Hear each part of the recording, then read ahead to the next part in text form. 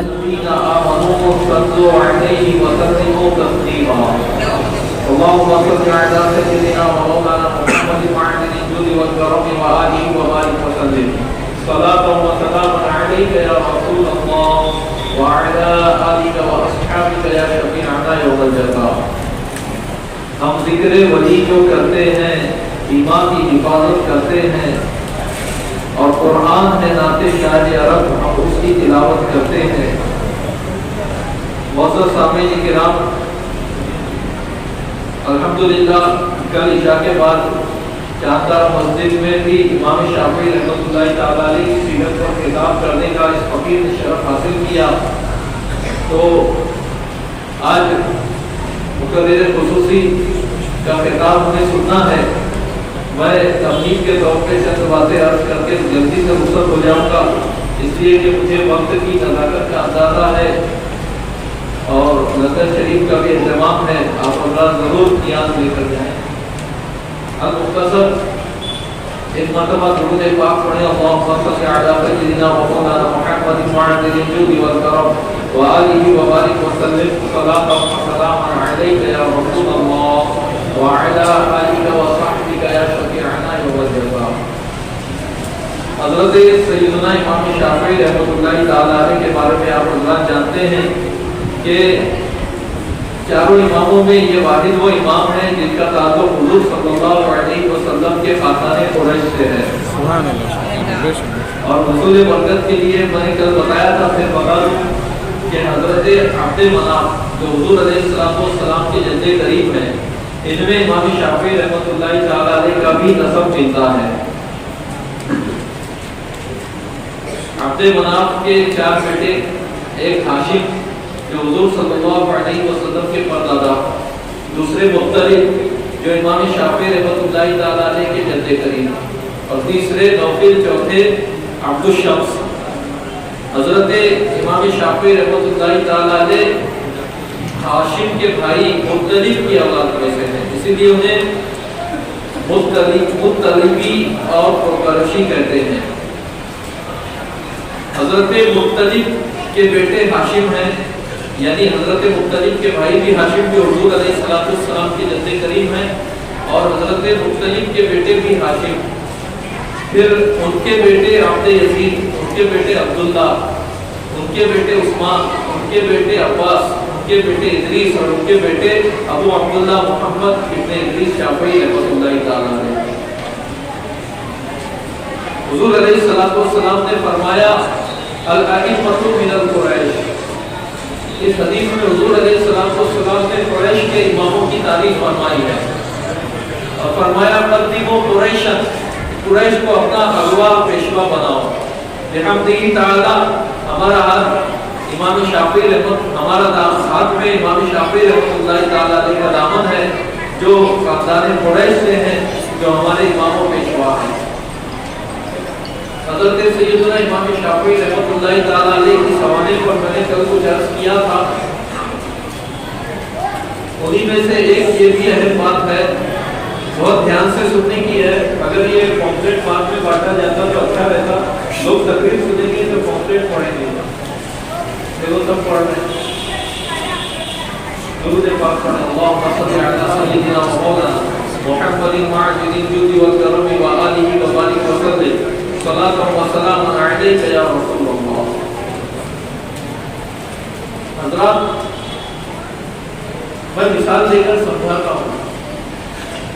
پہلے میں یہ بتا دوں کہ امام شافعی رحمۃ اللہ تعالی علیہ کے کچھ کارنامے وہ ہیں جو آپ ہی کا خاصہ اور آپ ہی کا حصہ ہے. اللہ تبارک و تعالی نے آپ کو یہ شرف عطا کیا کہ اصول حدیث، اصول فقہ، اصول حدیث ہی کی ایک شاخ ہے اصول فقہ، جس کو الگ سے منظم معلوم کیا گیا. جو اصطلاحات ہوتی ہیں اصول فقہ کی، یعنی قرآن و حدیث سے مسائل نکالنے کے اصول اور پیمانے کیا ہوں گے، اور جب قرآن و حدیث سے مسائل نکالے جائیں اور اس تعلق سے بحث کی جائے تو کن الفاظ کے ذریعے کی جائے، کون سی اصطلاحات ہوں گی، ٹرم کیا کیا ہوں گے، یہ سب اماموں کو اور علماء کو اور مجتہدین کو معلوم ہے پہلے سے، لیکن اور ان اصول و قواعد کی روشنی میں وہ اجتہاد بھی کیا کرتے تھے، لیکن یہ اصول و قواعد جو ہیں وہ لوگوں کے ذہنوں میں تھے، لوگوں کے دلوں میں تھے، کتابی شکل میں وہ مدون نہ ہوئے تھے۔ مثال کے طور پہ عربی زبان جو ہے اس کا ایک گرامر ہے، یہ گرامر جو ہے حضرت علی رضی اللہ تعالیٰ عنہ کے زمانے میں بعض اکابر تابعین نے حضرت علی رضی اللہ تعالیٰ عنہ کی رہنمائی سے مرتب کیا۔ علم نحو و علم صرف جو عربی گرامر کا علم ہے، لیکن کیا یہ پہلے نہیں تھا؟ کیا عربی زبان کے اصول و قواعد پہلے موجود نہیں تھے؟ نہیں، ایسا نہیں ہے۔ عربی زبان تو بہت قدیم زبان ہے، حضور علیہ السلام کے تشریف لانے سے پہلے بھی عربی زبان موجود تھی، اور عربی زبان کے بڑے ماہرین موجود تھے، اور اگر کوئی عربی زبان بولنے میں غلطی کرتا تو لوگوں کو معلوم بھی ہوتا کہ یہ غلط پڑھ رہا ہے یا غلط کہہ رہا ہے، وہ اسے منع بھی کرتے، لیکن ان کے پاس کوئی قاعدہ اور ضابطہ نہیں تھا جسے وہ زبان سے بیان کرتے۔ دل اور دماغ میں ان قاعدوں کا مفہوم تو تھا۔ مثال کے طور پہ آپ اپنی زبان بہتر جانتے ہیں، آپ کی اپنی جو مادری زبان ہے اردو، اگر اردو پڑھی ہے آپ نے اچھی طرح تو اگر کوئی غلطی کرے گا اردو بولنے میں تو آپ فوراً پکڑ لیں گے کہ تو غلطی کر رہا ہے، لیکن آپ سے ہم کہیں کہ گرامر کا کون سا قاعدہ ہے، ذرا پڑھ کے سناؤ جس قاعدے کے مطابق تم کہہ رہے ہو کہ یہ غلطی کر رہا ہے، تو اکثر لوگ کوئی قاعدہ پڑھ کر نہیں سنا پائیں گے، حالانکہ وہ قاعدہ ان کے ذہن میں ہے۔ ٹھیک اسی طریقے سے عربی زبان کا معاملہ تھا کہ گرامر لوگوں کے دماغ میں تھے، لیکن الفاظ کے جاننے میں اب تک کہ وہ گرامر آئے نہیں تھے۔ یہی وجہ ہے کہ کوئی غلطی کرتا تو زمانے جاہلیت میں بھی اور حضور علیہ السلام کی بعثت کے بعد بھی لوگ پکڑ لیتے فوراً کہ یہ غلطی کر رہا ہے، لیکن اس کے پیچھے الفاظ میں کوئی اصول اور قاعدہ بیان نہیں کر سکتے تھے۔ حضرت سیدنا علی بن ابی طالب رضی اللہ تعالیٰ عنہ کو یہ شرف حاصل ہے، اور ان کے احسانات میں سے یہ بھی ایک احسان ہے کہ انہوں نے حضرت ابو الاسود دؤلی رضی اللہ تعالیٰ عنہ کو بلایا اور چند قواعد لکھے علم نحو کے، فاعل کے، مفعول بہ کے، کچھ مبتدا خبر کے قاعدے لکھے اور کہا کہ اقصد نحو، کہ اس کے مثل تم قواعد اپنی کوشش اور محنت سے تیار کرو، چونکہ حضرت ابو الاسود زبان داری میں بڑے ماہر تھے۔ روزانہ وہ جو قاعدے لکھتے وہ حضرت علی رضی اللہ تعالیٰ عنہ کو لا کے دکھاتے، اور اس طریقے سے آہستہ آہستہ عربی گرامر کا علم مرتب ہوا اور کتابی شکل میں آیا، کیونکہ حضرت علی رضی اللہ تعالیٰ عنہ نے مجمع عام میں کہا اقصد نحو، اسی لیے اس علم کا نام علم نحو پڑ گیا۔ تو یہ کتابی شکل میں بعد میں آیا، مگر یہ علم لوگوں کے ذہنوں میں پہلے سے موجود تھا، لیکن جب حضرت علی نے دیکھا کہ اب صرف لوگوں کے ذہنوں میں رہنا کافی نہیں ہے، اسلام عرب سے نکال کر بلاد عجم تک پھیل گیا ہے، اور اب کثیر تعداد میں اجمی بھی مسلمان ہو رہے ہیں، اور عربیوں سے زیادہ اب اجمیوں کی تعداد اسلام پہ بڑھ رہی ہے، لہذا اب صرف ذہنوں میں قواعد کا موجود رہنا کافی نہیں، اسے الفاظ کا جامع پہنانا ضروری ہے۔ اس ضرورت کو پورا کیا حضرت علی بن ابی طالب رضی اللہ تعالیٰ عنہ نے۔ ٹھیک اسی طریقے سے صحابہ کے زمانے میں بھی مجتہد تھے، چاروں خلفاء مجتہد، حضرت ابو بکر صدیق مجتہد، حضرت فاروق اعظم مجتہد، حضرت مولا کائنات حضرت عثمان غنی مجتہد، یہ سب مجتہد صحابہ تھے۔ اور مجتہد کون ہوتا ہے؟ جو ڈائریکٹ قرآن و حدیث سے مسئلہ نکالنے کی صلاحیت رکھتا ہے۔ اکثر صحابہ مجتہد نہ تھے، چند صحابہ تھے جو مجتہد تھے، حضرت عبداللہ بن عباس، حضرت عبداللہ بن مسعود، حضرت عبداللہ بن عمرو بن عاص وغیرہ چند صحابہ تھے جو मुज्तहिद थे जो कुरान और हदीस से डायरेक्ट मसला निकालते और बाकी साहबा उनसे फतवा पूछ के अमल करते। तो वो बगैर किसी कायदे के इज्तिहाद करते थे, ऐसा नहीं था। क़वाइद थे उनके ज़हन व दिमाग में, लेकिन अल्फाज का जामा पहनाया नहीं गया था। मगर जब इस्लाम फैलने लगा उस वक्त लोगों ने महसूस की ज़रूरत, खासकर हज़रत सैयदना इमाम शाफ़ी रहमतुल्लाहि तआला अलैह ने, ये इज्तिहाद के उसूल भी किताबी शक्ल में आने चाहिए और कुरान से किस तरह मसला निकाला जाए, हदीस से किस तरह मसला निकाला जाए, इन उसूल और क़वाइद को अल्फाज का जामा पहनाना, किताबी शक्ल देना ज़रूरी है, ताकि अगर कोई बदमज़हब कुरान और हदीस के नाम पे गलत मसला बयान करे तो उसकी गिरफ्त करना आसान हो। लिहाजा हज़रत सैयदना इमाम शाफ़ी रहमतुल्लाहि तआला अलैह के पास हज़रत अब्दुल रहमान इब्न महदी अपने वक्त के अकाबिर मुहद्दिसीन में से, बल्कि इल्म हदीस के अइम्मा में उनका शुमार होता है। उन्होंने इमाम शाफ़ी रहमतुल्लाहि तआला अलैह की बारगाह में अर्ज़ की कि कोई ऐसा पैमाना और कायदा होना चाहिए जिसे किताबी शक्ल में लिखा जाए। और हज़रत अब्दुल रहमान इब्न महदी जानते थे कि इमाम शाफ़ी ये कारनामा अंजाम दे सकते हैं। चुनांचे हज़रत इमाम शाफ़ी रहमतुल्लाहि तआला अलैह ने उसूल हदीस पर सबसे पहली किताब लिखी है रिसाला, किताबुर रिसाला। हज़रत इमाम नववी रज़ियल्लाहु तआला अन्हु अल-मजमू के मुक़द्दमे में फरमाते हैं कि उसूल फ़िक़्ह पर सबसे पहली तस्नीफ़ इमाम शाफ़ी रहमतुल्लाहि तआला अलैह की है और इसमें ना किसी का इख्तिलाफ है ना कोई तरद्दुद है, यानी मुअर्रिख़ीन मुत्तफ़िक़ हैं और ये यकीनी बात है कि उसूल फ़िक़्ह में सबसे पहले अगर किसी ने किताब लिखी तो वो हज़रत सैयदना इमाम शाफ़ी रहमतुल्लाहि तआला अलैह।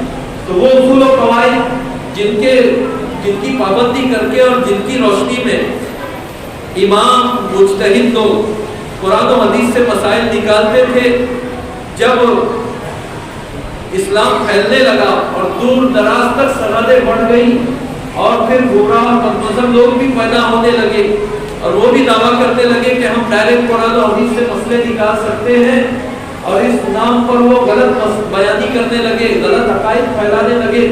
तो ज़रूरत थी कि कुरान और हदीस से मसाइल के इस्तिंबात के उसूल को किताबी शक्ल में लाया जाए ताकि सब लोग उसकी पाबंदी करें और गलत मसाइल बयान करने से बचें और बद मज़हबों का मुंह बंद करने के लिए हथियार और लोगों के पास आ जाए। ये काम इस उम्मत पर एहसान था हज़रत इमाम शाफ़ी का। सबसे पहले हज़रत इमाम शाफ़ी रहमतुल्लाहि तआला अलैह ने उसूल फ़िक़्ह के उसूल और क़वाइद को अल्फाज का जामा पहनाया। जो इमामों के दिलों में क़वाइद थे उनको अल्फाज का जामा पहनाया और लोगों के सामने पेश किया। खुद हज़रत इमाम मोहम्मद इब्न हसन रहमतुल्लाहि तआला अलैह फरमाते हैं कि अब अइम्मा हदीस जब भी बात करेंगे इमाम शाफ़ी की ज़बान में बात करेंगे, यानी उसूल फ़िक़्ह के जो टर्म्स हैं, जो इस्तिलाहात हैं, जब भी अइम्मा हदीस उसूल फ़िक़्ह के उन इस्तिलाहात का इस्तेमाल करेंगे तो ये वही इस्तिलाहात हैं जिनको इमाम शाफ़ी ने वज़ा किया। और इमाम शाफ़ी रहमतुल्लाहि तआला अलैह ने जो पैमाने बताए और जो इस्तिलाहात वज़ा की, उन्हीं की रोशनी में और उन्हीं अल्फाज के ज़रिए अब ये गुफ्तगू करेंगे। तो ये हज़रत इमाम शाफ़ी रहमतुल्लाहि तआला अलैह का कारनामा है। बाद में फिर हर मज़हब के उलमा ने अपने अपने तौर पे किताबुर रिसाला को सामने रखकर अपने मज़हब के उसूल को मुरत्तब किया, लेकिन उनकी रहनुमा किताबुर रिसाला ही थी। तो ये हज़रत इमाम शाफ़ी रहमतुल्लाहि तआला अलैह का कारनामा है। इसीलिए इमाम अहमद इब्न हंबल रहमतुल्लाहि तआला अलैह फरमाते हैं कि क़यामत तक के इस उम्मत में जो भी कागज़ और कलम हाथ में लेगा, यदि इल्म पढ़ेगा या पढ़ाएगा, तो उसकी गर्दन पर इमाम शाफ़ी का एहसान रहेगा।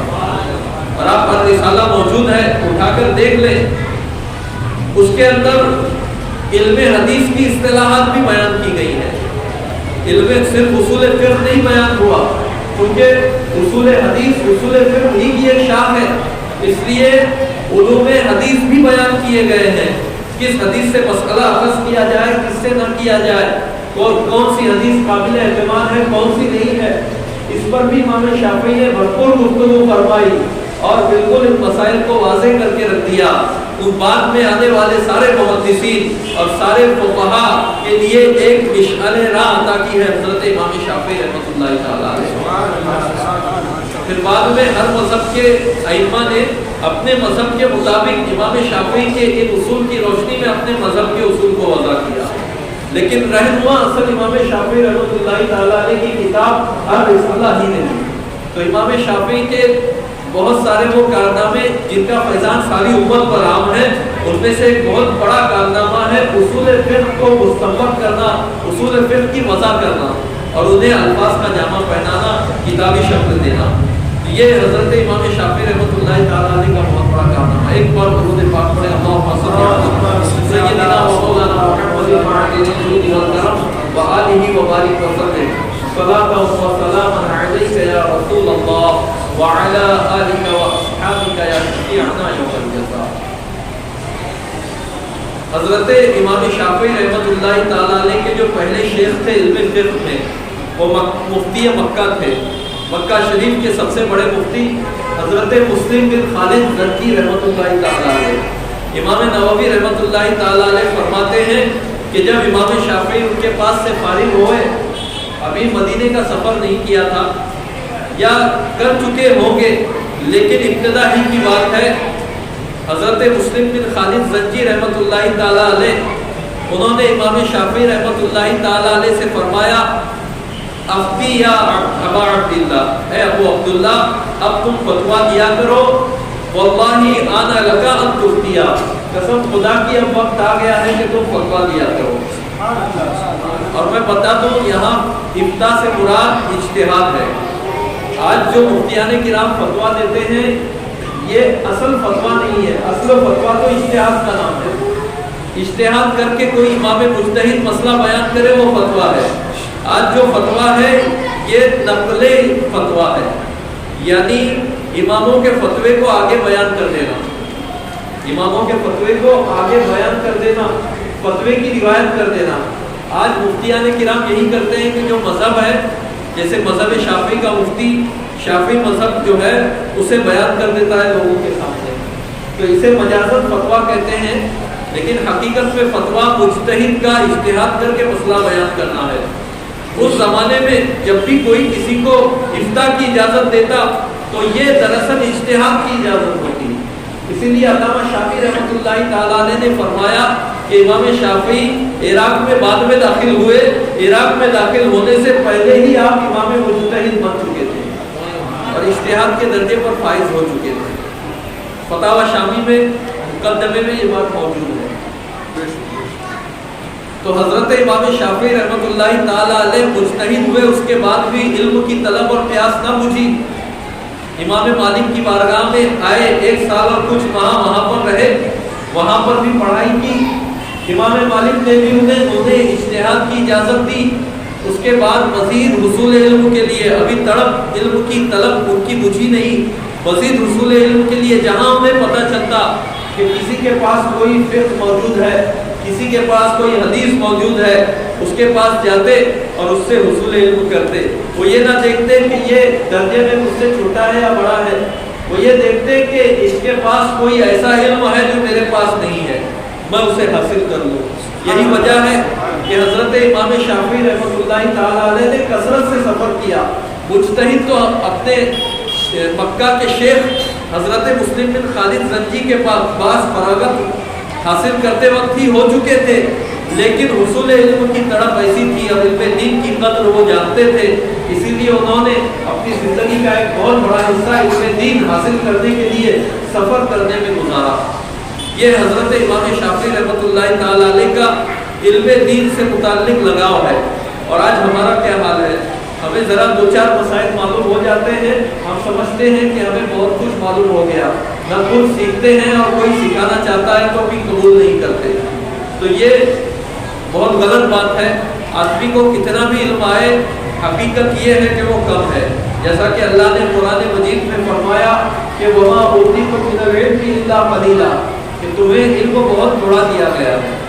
تو علم جتنا حاصل کیا جائے کم ہے، اور یہی وجہ ہے کہ اولیاء کرام اولیاء بننے کے باوجود بھی علم دین حاصل کرنے میں کوشش کرتے، مجتہد امام مجتہد بن جاتے، اس کے باوجود علم دین حاصل کرنے کی کوشش کرتے، بلکہ انبیاء کرام انہیں نبوت اور رسالت عطا کی جاتی ہے، تبلیغ بھی فرماتے، ان کی امت ان کی ابتدا بھی کرتی، اس کے باوجود بھی انہیں پتا چلتا کہ کوئی ایسا علم ہے جو ابھی تک مجھے نہیں ملا، تو اس کے لیے سفر کرتے۔ یہ میں ہوا میں بات نہیں کر رہا ہوں، سورہ کہف میں حضرت موسیٰ علیہ السلام کا واقعہ موجود ہے کہ جب انہیں پتا چلا کہ حضرت خضر علیہ السلام کے پاس وہ علم ہے جو میرے پاس نہیں، حالانکہ وہ بنی اسرائیل کے نبی تھے اور تورات شریف اتر چکی تھی، اس کے باوجود انہوں نے علم دین حاصل کرنے کے لیے سفر کیا، اور ایسا تھکا دینے والا سفر کہ فرمایا آتینا غداءنا لقد لقینا من سفرنا ھذا نصبا، کہ اے حضرت یوشع بن نون سے کہا کہ اب ہمارا ناشتہ لے آؤ، بے شک اس سفر کی وجہ سے ہم انتہائی مشقت میں آئے، ہم نے بڑی مشقت اٹھائی اس سفر میں۔ اور فرمایا لا ابرح حتی ابلغ مجمع البحرین وامضی حقبا، کہ میں اس وقت تک چین سے نہ بیٹھوں گا، مجھے اس وقت تک قرار نہیں آئے گا جب تک میں مجمع البحرین نہ پہنچ جاؤں جہاں حضرت خضر علیہ السلام سے ملاقات ہونی ہے، ورنہ میں زمانوں چلتا رہوں گا لیکن علم دین کے حصول میں کوشش کروں گا۔ تو انبیاء کرام دیکھیے، جس کا مرتبہ جتنا بڑا ہوتا ہے وہ اللہ کی پسندیدہ چیزوں کی اتنی زیادہ قدر کرتا ہے۔ ہم اگر کسی لاکھوں اور کروڑوں کے ہیرے کو دیکھیں گے تو ہم کو بعض اوقات لگے گا کہ ارے شاید کوئی کانچ کا ٹکڑا ہے سستا، کوئی پتھر یا کنکر ہے چمک رہا ہے، لیکن اگر جوہری دیکھے گا تو لاکھوں یا کروڑوں بھی روپیے دینے کے لیے تیار ہوگا اگر اس کی مالیت اتنی ہوگی۔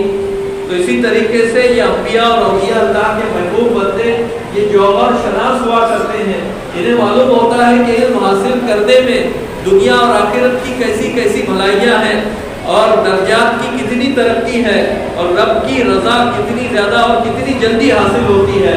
یہی وجہ ہے کہ یہ علم دین حاصل کرنے میں کوشش کیا کرتے تھے۔ حضرت امام شافعی رحمۃ اللہ تعالیٰ علیہ کی پوری زندگی آپ نے یا تو علم حاصل کیا یا علم پڑھایا، یا تو علم حاصل کیا یا علم پڑھایا، کوئی ایسا دور آپ کا دکھا نہیں سکتے کہ نہ آپ نے علم حاصل کیا نہ علم پڑھایا۔ یہاں تک کہ آپ نجران کے گورنر بنا کر بھیجے گئے تو وہاں پر جو بھی حکومت کا معاملہ ہوتا، قضا سے متعلق جو بھی معاملات ہوتے، مقدمات ہوتے، اس میں وہ مصروف ہوتے، مگر اسی کے ساتھ ساتھ وہ ایک وقت مخصوص کیے ہوئے تھے جس میں وہ علم دین پڑھتے اور پڑھاتے رہتے۔ تو یہ ہمارے اماموں کا معاملہ ہے، صرف عرض کرنا نیاز کھانا مقصد نہیں ہے، مقصد ہے عمل کرنا۔ ہم اپنا جائزہ لیں کہ ہم میں سے کتنے لوگ ہیں جنہوں نے فرض علم بھی مکمل حاصل کیا ہے، کتنے لوگ ہیں جنہوں نے اپنے بچوں کو فرض علم پڑھنے کے لیے جو ہے پڑھانے کے لیے کوشش کی ہے اور ایسے مکتبوں میں داخل کیا ہے جہاں فرض علم پڑھایا جاتا ہے۔ کتنے ایسے لوگ ہیں جن کے بچے فرض علم حاصل کر چکے ہیں، آپ اگر جائزہ لیں گے تو بہت تھوڑے ملیں گے۔ تو جن علوم کا حاصل کرنا فرض ہے، جس کا سوال ہونے والا ہے، ان علوم میں بھی آج ہم کوتاہی کر رہے ہیں۔ عالم دین بننا یا بنانا تو دور کی بات ہے، وہ تو فرض کفایہ ہے۔ ہر مسلمان میں جتنا علم حاصل کرنا فرض ہے اتنا علم بھی آج اکثر لوگ حاصل نہیں کر رہے، نہ کسی کو کوئی پڑھی ہے۔ تو جب ہمارا یہ حال ہوگا تو پھر کیسے ہم غیروں پہ غالب آئیں گے، بلکہ الٹا غیر ہم پر غالب آتے جا رہے ہیں۔ یہ ہمارے عمل کا نتیجہ ہے۔ تو حضرت امام شافعی رحمۃ اللہ تعالیٰ علیہ کی اس تقریب پر ایک سبق لیتے جائیے کہ انشاءاللہ جو ہم پر فرض ہے کم سے کم وہ تو ادا کریں گے، خود بھی علم حاصل کریں گے، ضروری اسلامی عقائد، ضروری فقہی مسائل، ضروری اسلامی اخلاق و آداب یہ ضرور ہم حاصل کریں گے اور اپنے بال بچوں کو بھی سکھائیں گے۔ اگر امام شافعی رحمۃ اللہ تعالیٰ علیہ سے سچی محبت ہے تو کم سے کم علم دین حاصل کریں گے اور نہ ہم نہ ہمارے گھر میں کوئی جاہل رہے گا۔ یہ عہد کر کے اٹھیں گے تو صحیح فیضان جاری ہوگا انشاءاللہ۔ اقول قولی ھذا استغفر اللہ لی ولکم ولسائر المؤمنین۔ السلام علیکم۔ یہ پیشکش ہماری آپ کو کیسی لگی؟ کمنٹ باکس میں آپ ضرور ہمیں اپنے کمنٹ سے نوازیں، مثبت باتیں ہمیں عطا کریں۔ اگر ہم کہیں غلطی کریں تو اس سے بھی آپ ہمیں آگاہ کریں، جو ہمیشہ میں آپ کو یاد دلاتا ہوں۔ اب بھی آپ توجہ فرمائیں، نوازش ہوگی آپ معمار ملت چینل کو سبسکرائب کریں اور لائک کریں۔ لائک کرنے سے ناظرین یہ ہوتا ہے کہ یوٹیوب چینل اس کلپ کو، اس ویڈیو کو دوسرے ویورز تک فارورڈ کرتا ہے۔ تو لائک کریں گے تو ایک اچھی بات ہم دوسرے تک پہنچانے کا نیک کام کریں گے और हमारे मिल्लत चैनल को भी ग्रो कारश है, सब्सक्राइब जरूर करें और लाइक भी जरूर करें और हो सके तो शेयर भी करें। अस्सलाम वालेकुम रहमतुल्लाहि व बरकातहू।